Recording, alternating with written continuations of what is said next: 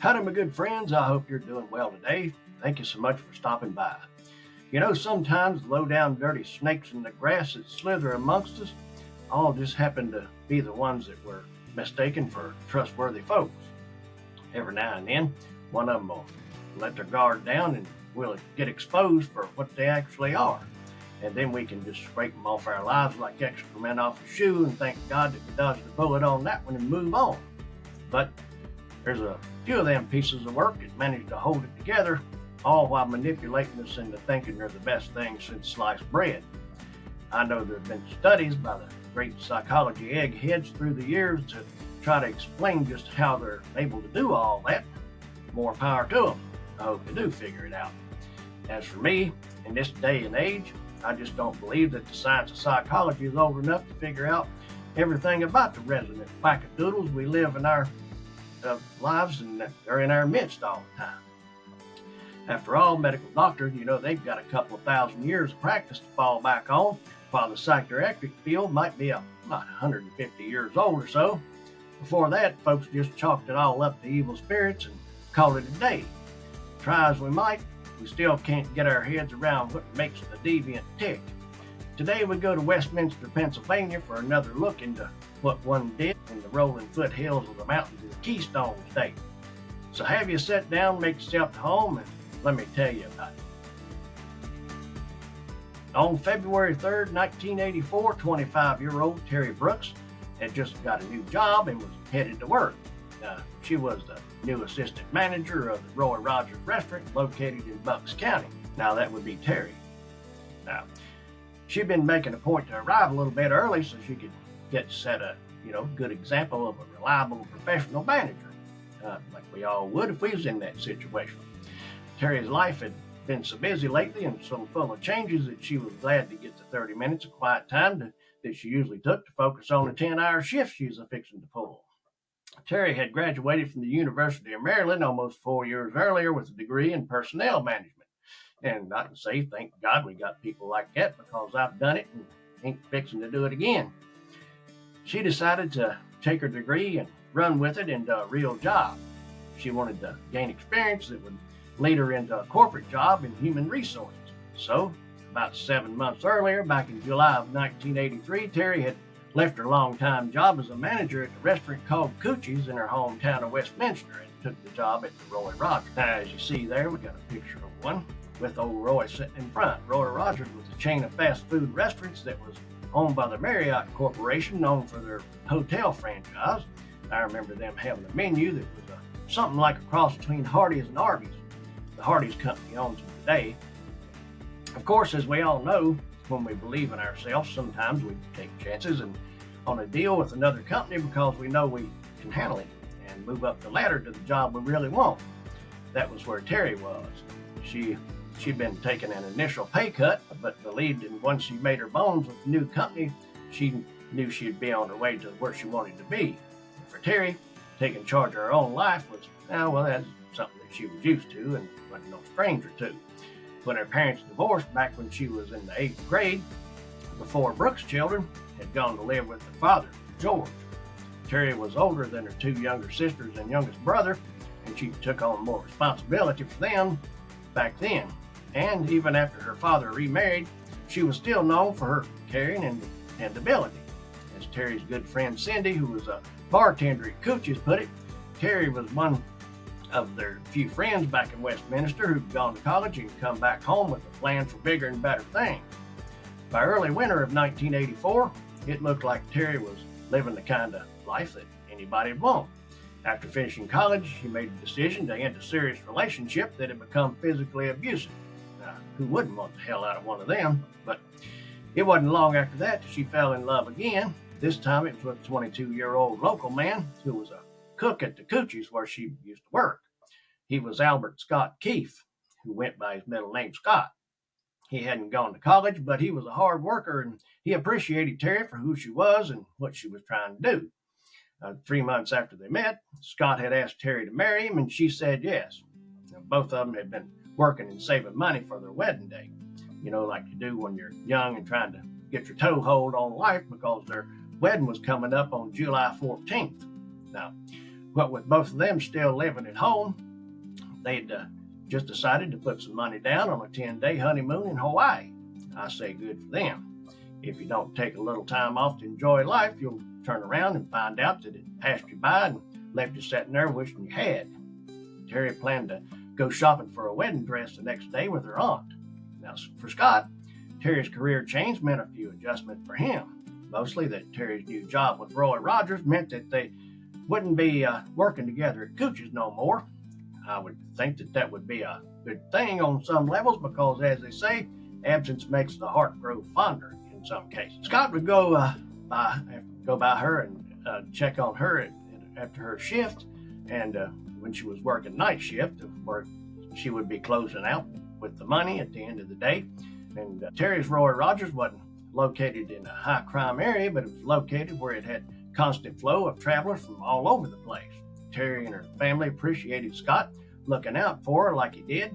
In fact, the only trouble with all that Terry had ever had happen to her happened 2 months earlier while she was training at a different Roy Rogers restaurant. Terry had a pretty bad confrontation with an employee who outright refused to follow a simple instruction she asked him to do. Instead, the employee, whose name was Steve Daly, got a case of the red ass and snapped up at her and called her a bitch, among other things, and maybe a few choice words, as a matter of fact. And being a Marine, he could probably weave a tapestry of profanity that could hair lift the boat. So management politely called him into the carpet and gave him his walking papers. But being a bit stubborn like them devil dogs are, he'd still come back to the restaurant as a customer and pass out the stink eye to Terry and her whole blame crew while sitting at a table and drinking his coffee. Now, that wasn't the only thing. At the Roy Rogers she was at now, there'd been a problem with one of the cash registers coming up $40 short at the end of a shift. Terry had her suspicions about one of the employees, but after she'd brought it up in what was probably one of them, if it was to show up, there won't be any prosecution meetings, and lo and behold, the missing money turned up. It was returned to the safe in an unmarked envelope.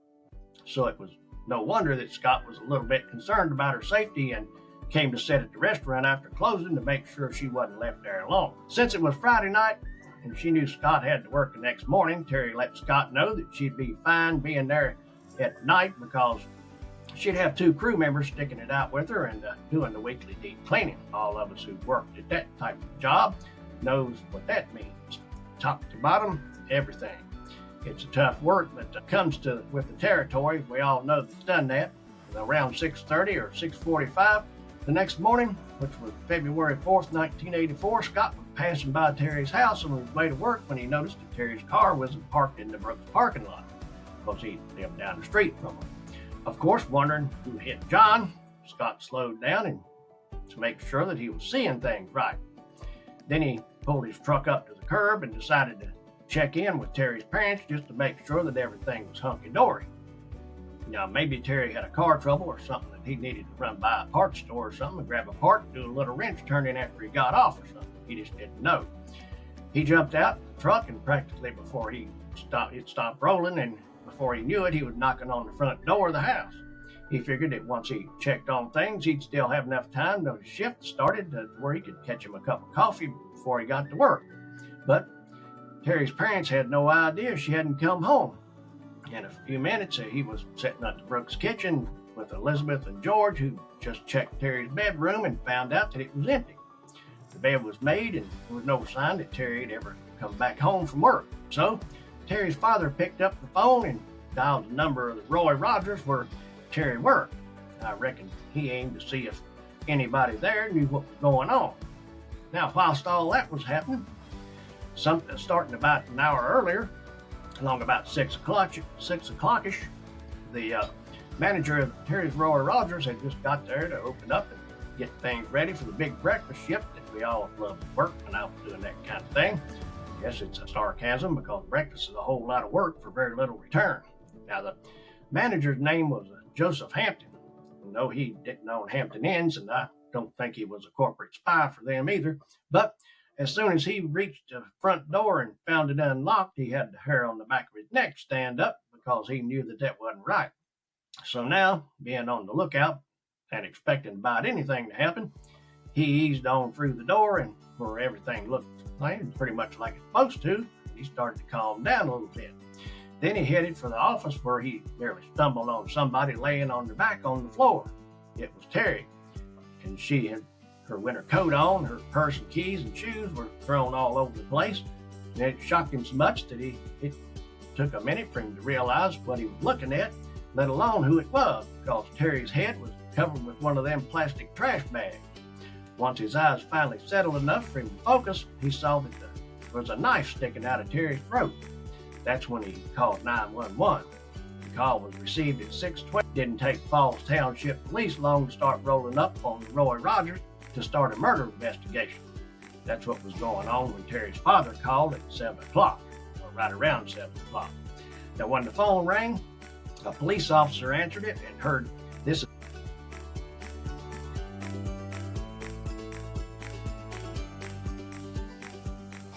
And a bit more delicate, but the police said no, she's not. She's been murdered. Didn't take detectives long to hit on the theory of what they thought might have happened in the early hours of Saturday, February 4th, because not only was Terry Brooks no longer with us, with no sign that she'd been sexually assaulted, but the store safe had been left wide open and more than $2,700 was missing.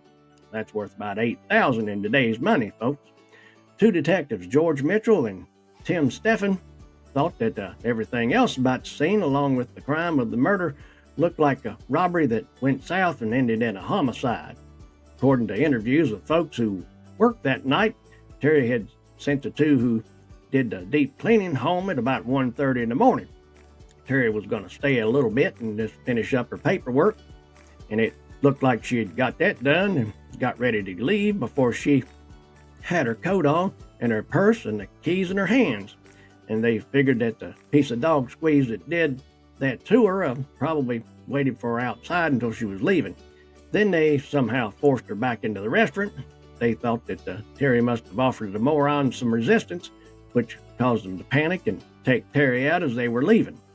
There might have been a slim possibility that somebody might have somehow gotten the restaurant before it closed and hid out somewhere inside and pounced on Terry when she was fixing to leave.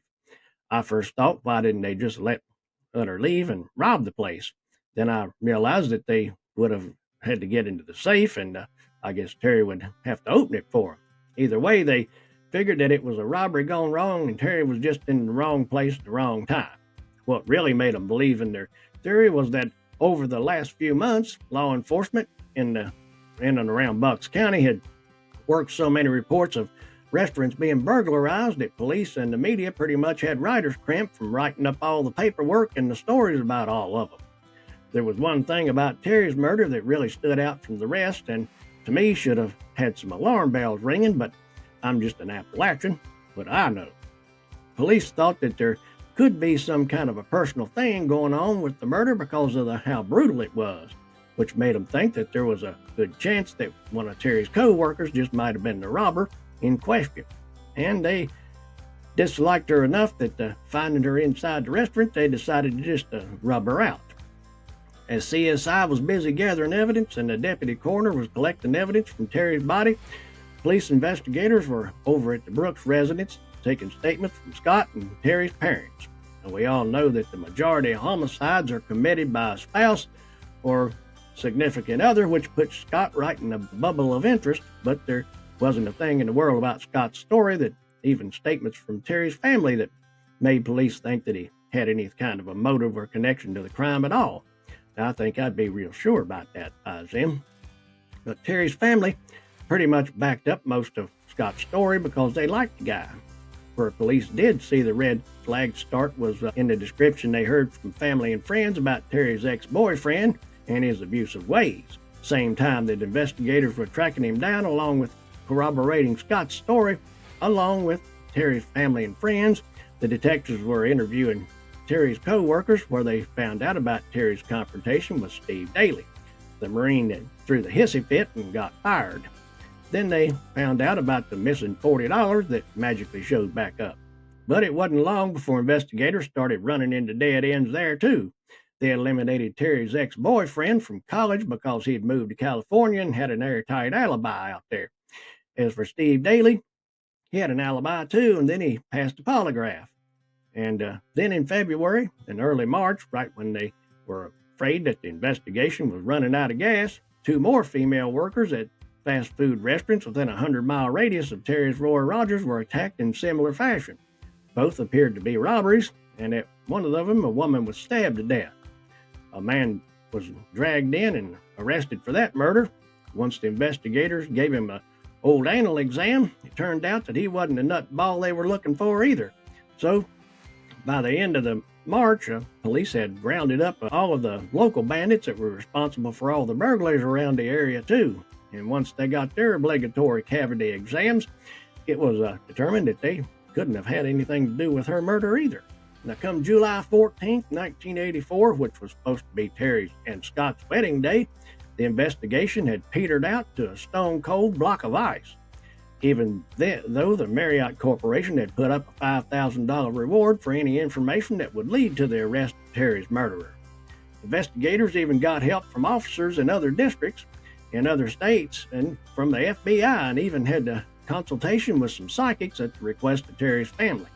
George had thought so much of Scott that he bought him a new suit to wear to Terry's funeral, which was held on February 8th. And after the service, an investigation turned cold. The Brooks family lost touch with Scott. 10 years later, Scott would finally marry and go on to have a child with Terry's sisters and brother to take care of George and Elizabeth. Brooks did their best to go on in life, and though they never stopped checking in with investigators to see what was any news about Terry's case. Finally, in 1990, the Brooks family hired a lawyer to file a wrongful death lawsuit against the Marriott Corporation. Normally, they'd be seeking compensation for the emotional loss of a family member. Folks, that's a hard suit to win, I can tell you that now, but for the Brooks family, the purpose of the suit wasn't to gain money. It was to get investigators on both sides to do their own digging into Terry's case to see if they could dig up anything new. In 1990, investigators for the Brooks family handed their report over to investigators, and it was added to the pile of dust-covered paperwork marked with Terry Brooks' name on it that was stuffed in a corner of a police storage unit somewhere. Then came the May 22nd, 1998, 14 years after Terry had been taken away by some deadhead on a mop stick. That's the day that the Band-Aid was ripped off and the whole case was back in the news. The day before, which was the third Thursday of the month, was the protocol for the Society of 82 Men and Women. Those 82 folks were holding a meeting in Philadelphia. They were members of a very select group of crime solvers that were well known in the crime field. You've probably heard of them. They're called the Vidocq Society. They're named after Eugene Vidocq, who was a French detective who was considered the father of modern crime investigation. Its members select and review cold cases brought to them by law enforcement agencies, offering a fresh look that might help thaw out a cold case. On the agenda for that day was a 1-hour slideshow by Falls Township that would present all the evidence police had in their investigation into the death of Terry Brooks. Now, Sergeant Wynn Cloud had recently been promoted by the township's new police chief to head up the department's detective division. He was in charge of the presentation. Earlier on, Chief Arnie Connelline had ordered Sergeant Cloud to start reviewing cold cases, and the first case on the list was the case of Terry Brooks' murder. So after the Vidocq Society finished their nice lunch and were digging into coffee and dessert, Sergeant Cloud spent the next 60 minutes showing pictures of the 90 pieces of evidence and pictures that had been taken from the Roy Rogers where the crime happened. One picture stood out to him. It was a picture of the blood and tissue that was thought to be from the finger of the murderer that had been scraped from underneath Terry's fingernails. Back in 1984, as we all know, there weren't no DNA testing to be used in court. And even though DNA was discovered back in 1953 and it was known to be unique to every person, nobody realized its value as evidence in the United States until 1987. But by 1998, things had changed, and the members of the Vidocq Society suggested testing that blood and tissue for DNA profile. Police were able to extract a DNA sample from that material, which gave them a profile of the wackadoodle they were looking for. which meant shit was about to get real for said wackadoodle that murdered Terry. All they needed was to find a suspect to compare it to. Another problem, according to the VDOT folks, was that investigators had misinterpreted the crime scene. Instead of focusing on a robbery angle, they should be focusing on the extreme violence of the murder itself. They said that even though the case was 14 years old, the case had already revealed a great deal of information about the killer. But police need to start the whole investigation over from scratch. So investigators re-interviewed Terry's parents, former co-workers, and friends of Terry who hadn't been interviewed during the first investigation. Investigators also combed through the funeral register that listed the names of people who attended Terry's funeral. Then they tried to track down some of the phone numbers and addresses of other witnesses and suspects that they might have missed in the first part of the investigation. That's when they found the report that had been done 8 years earlier by the investigators who had been hired by Terry's parents, filed back in 1990, that was sitting on top of that stack of stuff. That report, along with an interview with Terry's friend, Cindy Bradney, the bartender at Cooch's restaurant where Terry managed before she took the job at Roy Rogers, led investigators to the suspect they'd been missing the whole time. Now all they had to do was see if there was a link between the suspect and the crime, or maybe get a confession. Now, 1 month later, early one morning in October of 1998, detectives were sitting in an unmarked police car staking out the suspect's home. It was trash day, and they watched the suspect drag their bag of trash out to the curb, puffing on a Newport while he did it. That meant that the second they left it there, whatever was in it was no longer private property, and it was fair game for police to search without a warrant. Detectives took the bag directly back to their car, pitched it in the trunk, jumped in the car, and floored it for the Falls Township Police Station, hoping it might contain the DNA sample that would match the one from Terry's fingernails.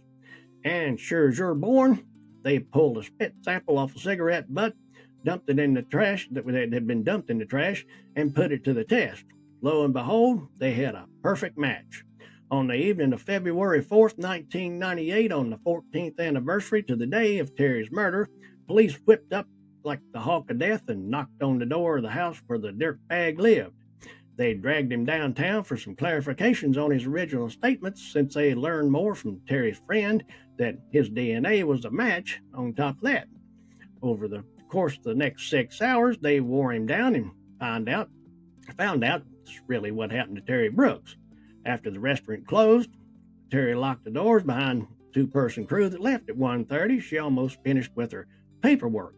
About 2 o'clock, Terry was all ready to head on home and get a little shut-eye after running a full bore for about 10 hours. She put on her coat, grabbed her purse, and was about to head out. That's when here come a knock at the front door. She was surprised by who showed up, but opened the door anyway. What she didn't know was that the killer had been sitting outside smoking Newports and watching the restaurant for about 30 minutes.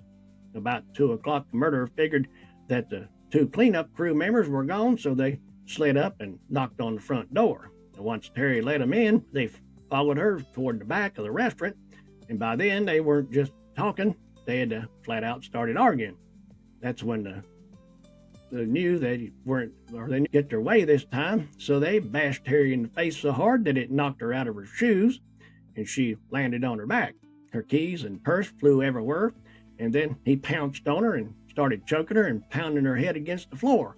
Of course, we know that he still hadn't done enough, so he grabbed a butcher knife off the nearby table, and the autopsy report showed that Terry had several fatal injuries. One was a brain hemorrhage from being banged on the floor, a broken bone in her throat that had crushed her voice box, and then she was stabbed 20 times in the face, neck, and chest. Then she was beat with a piece of pipe. Terry fought the idiot, and her fingernails scratched him in the process. Wasn't until a stab wound on her neck cut into her spinal cord that she was no longer able to fight. She was still conscious and was only able to look at her into the eyes of the piece of dog squeeze that wasn't done yet. He walked over to the nearest trash can, ripped out the bag, and wrapped it around Terry's head. Then the wackadoodle stood there and watched her take her last breaths. After calming down and starting to realize what he'd done, his mind started going in CYA mode. And the first thing he did, or if he could think to do, was to stage a robbery. So he grabbed all the cash out of the safe and crawled out the drive-through window. The VDOC Society had posed 2 questions as to what they said probably would solve the case if you got them answered. First was, who would Terry trust well enough to let into the restaurant at 2 o'clock in the morning? Second was, who had such intense feelings for Terry that their act or attack would have been so brutal enough to kill her several times over. There was only one answer that investigators could come up with. That would be Terry's broken-hearted old devoted fiancé, Scott Keefe. So when police reopened the case, they talked to Terry's good friend, Sidney Bradley, and they asked a few more in-depth questions about Terry and Scott's relationship. Cindy told them that just about a week before Terry was killed, she told Cindy that she was thinking of calling off her wedding. Terry had some serious second thoughts about spending her life with Scott. Turned out that he had a bad temper and was very jealous and way on too possessive of Terry. Terry thought that the real reason he came to sit with her at Roy Rogers wasn't because the real reason he came to sit at Roy Rogers wasn't because he was worried about her safety, but it was to make sure that she wasn't talking to other people any more than necessary. Yeah, folks, he was one of them. He was also spent it like it hot with money and led to money problems. So he was pretty pissed off when Terry left Coochie's restaurant for a lower paying job at Roy Rogers. Everything about the robbery gone wrong that ended in a murder had always been wrong. But now, on the 14th anniversary of the crime, police had the DNA evidence to finally bring Scott into the police station for some serious questions. By then, Scott and his wife were divorced because apparently he hadn't learned a thing in 14 years. He was back living with his mother in Westminster and working at the Italian pizzeria with no ambition whatsoever to do any better. Police busted him through the face with all the new evidence and strapped him to a polygraph machine, which probably blew a breaker to indicate that he was lying like a cheap rug.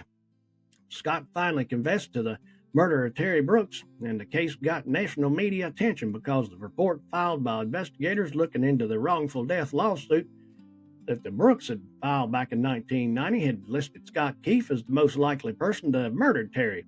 And the report also included that the witness's statement and placed Scott in the parking lot about an hour before Terry was killed.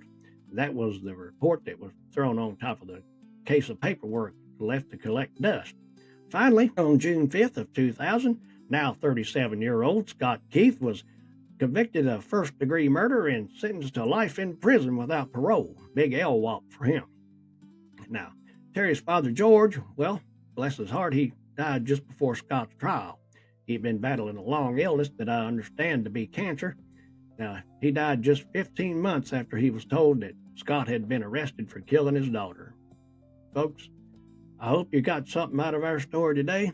If you did, please rate and review the podcast, or if you're watching on YouTube and Rumble, don't forget to subscribe, or maybe throw us a few stars and ratings if you're not, or give us a like. All that stuff works for us and helps move us up a little bit in whatever method they're using to grade everybody. Come on over to Appalachian Murder Mystery and Legend Podcast on Facebook, where we talk Appalachian or about anything else you want to talk about. I'll be back real soon with another Appalachian Murder Mystery or Legend, and I will see you then.